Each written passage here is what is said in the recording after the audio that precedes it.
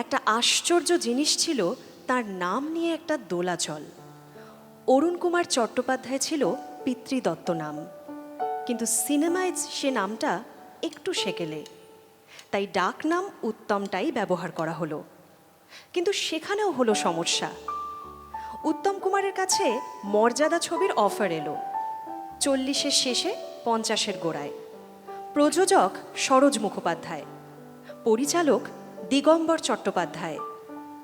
প্রথমে ঠিক হয়েছিল যে প্রদীপ কুমার করবেন, কিন্তু প্রদীপ কুমারের হাতে তখন বম্বের ছবি।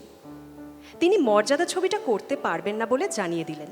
এদিকে উত্তম কুমার সেই খবর পেয়ে সরোজ মুখোপাধ্যায়ের কাছে চলে গেলেন।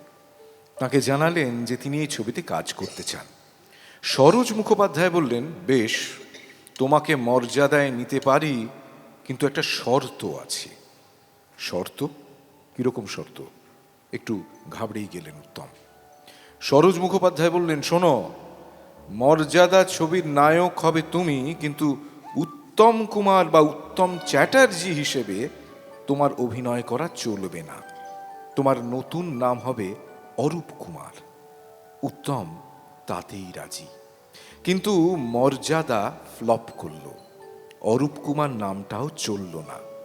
ভাগ্যের ফেরে অরুণ চট্টোপাধ্যায় উত্তম কুমার নামেই বিখ্যাত হলেন। উত্তম কুমারকে নিয়ে কথা চলবে, তবে এখন শুনব ইন্দ্রাণী ছায়াছবির গান ঝনক ঝনক কনক কাকন বাজে। কথা গৌরীপ্রসন্ন মজুমদার, সুর নচিকেতা ঘোষ।